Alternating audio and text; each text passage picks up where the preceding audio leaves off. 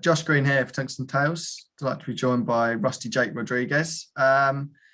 Rusty, it was a disappointing start to the season not getting your card, but you know what? You've competed in every event, so you must be pretty happy where you are right now.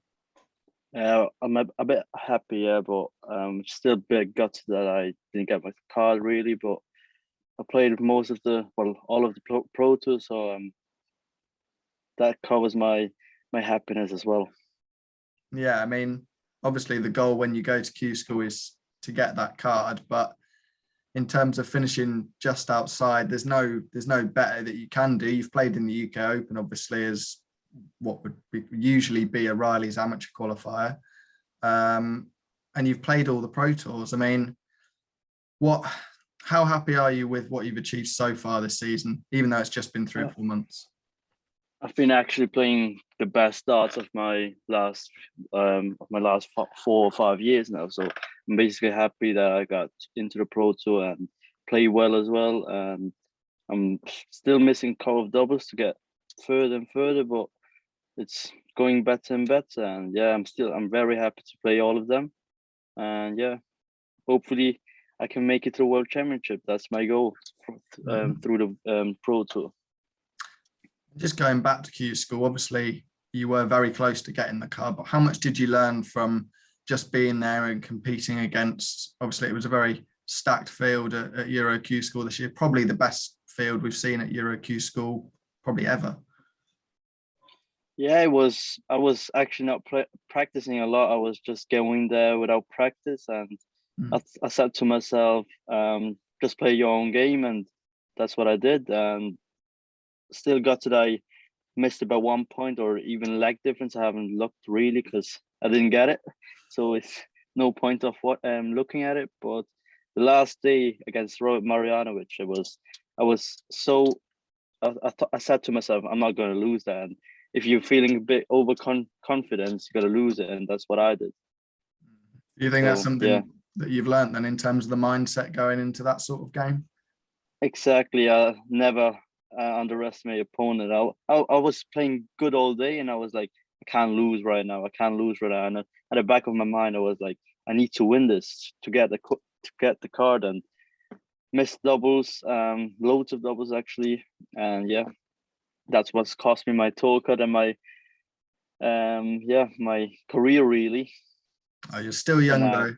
Still young though. There's plenty of opportunities to get back there. I'm sure you'll be back at QSchool next year, and you'll be putting in the practice for next year, I assume. I try to, yeah, I think so. But I try to get it through the development tour or the challenge tour as the schedule is now on. So I try to get my tour card from the development tour or challenge tour really. Yeah, I mean, those dates were released just a few days ago. How much is it a boost for you to have set dates? Because I know what it's like for darts players when there's nothing on the calendar and you're not practicing towards anything.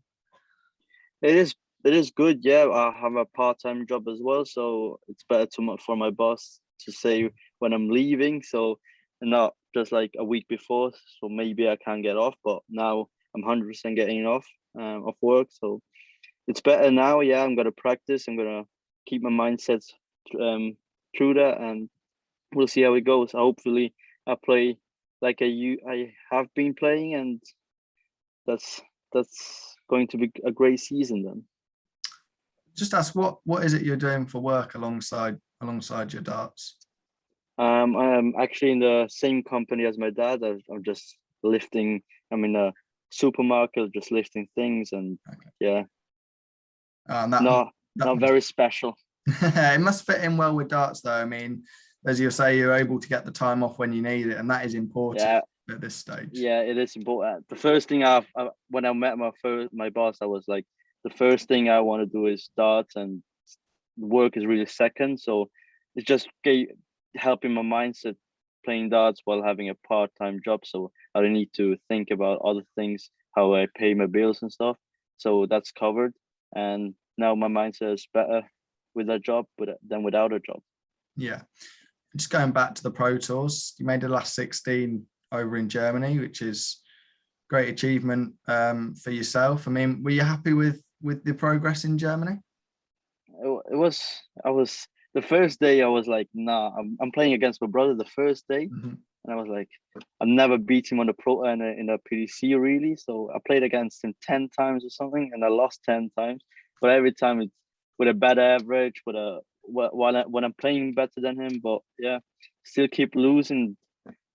That last 16 where I lost to Barry Van Peer and he averaged over 100. I was like, my manager was behind me. We have the same management, and I was like behind. I was talking to my manager. I said he's gonna throw a 102 average right now against me, and that's what he did. And not happy with the result, getting a whitewash against him. But that starts really.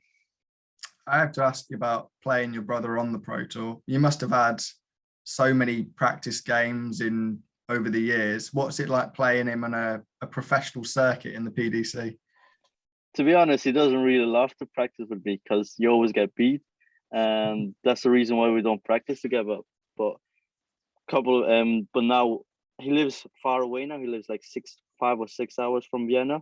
He moved, and so we're not practicing a lot together anymore. But yeah, it's them. As a little brother, you keep on saying, "I want to be my older brother. I want to beat him. I want to beat him," and that's not happening at the moment. So hopefully sooner or later. When you draw him in a Pro Tour, does it feel like it's a bigger game than any other game you could get at a Pro Tour playing rowby? Well, not really, because one of us brothers goes through the second round, but you want to be the guy really. So it's not more pressure. It's just like I want to have a good game. I just want to beat him really bad, and that's probably my failure because I lose all the time Yeah, against him. must be a lot of pressure playing your brother, and I'm sure he puts a little bit less pressure on himself knowing that he has beat you the last few times. But when that first win comes, I'm sure that'll be lifted. Yeah, probably, hopefully. Hopefully soon. I'm sure it will be. I'm sure it will be. Just moving a little bit further back, where did the sort of the want to play darts come from yourself? Have you always played it since you were very young? My father was usually playing national wide, so he's playing in Austria a lot of tournaments. And when I was younger, like 3 or 4 years old, um, he he I went with him to the tournaments, and I had like a a chair and put on the dartboard so I can play with when I was 3 or 4, and I was practicing then. So keep on growing, and that's what I stick to. I play a lot of sports really, but never said no to darts. Okay, so what other sports did you play, and I did you not used to. take them as serious as darts? No, I'm not.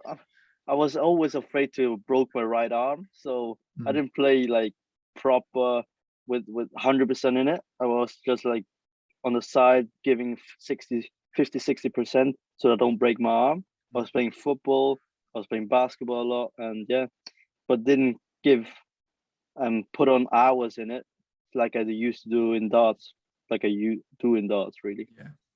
Okay, so from what you're saying, you knew from you were pretty young that you were a decent darts player and you might be able to make a living from it. When I was in primary school, that's all in my head. I'm gonna be a professional dart player. So I didn't do very good in school really. So probably that was a mistake, but I can't change it right now. But from primary school on, I was said to myself, I'm not doing a normal job like working 40 hours a day, 40 hours in a week, but I'm gonna fly the world and travel the world and play my sport, and that starts really. And was it good motivation having brothers that played the sport as well? You've got something to aim for all the time with them playing darts as well. Of course, of course. Without Roby, without Roxy, I wouldn't be in this position. Um, Mostly because of Roby, because he made the step to fly to England, get a manager, um, introduce to my manager, and that's my manager right now. And I'm very glad he did it. And without him, I wouldn't be in this position really. And same as with my manager, without him, I wouldn't be here. And so I'm very thankful to both of them couple of other guys as well, like Benzo, Rusto. Without them, I wouldn't be here. Without a doubt. And you're a player that's very much come through the dart system. You were very successful in the JDC system. You've come up through, you've played a lot of development tour, and now you're playing on the Pro Tour. That's what the PDC and the organisations want to see. You're a prime example of what they want to see from the young players. That's true. 2017, I won the World GDC World Championship, and since then, it was actually going better and better, and that's my biggest achievement at the moment. And I hope it's going to be the Senior World Championship soon. Yeah, and when you look at that JDC World Championship win, how proud are you for one, and how much do you think you've improved to what a player you are now? It helped me a lot. Since then I had like a rough 1.5, 2 years, but I stepped on it and I play the best darts I've ever played in my life, I guess. And just being on the Pro Tour and being able to play those events, you've already mentioned the World Championship. The opportunities are still there, aren't they, to play, if you play well enough on the Pro Tour, to get into the majors, and the World Championship, I'm sure, is a very big goal for you this year. It is. That's my biggest target, really, because the last two qualifiers I lost to in the final, in the Austrian qualifier, 2 times in the final, 6-5. So I want to get in the big stage and play what I can.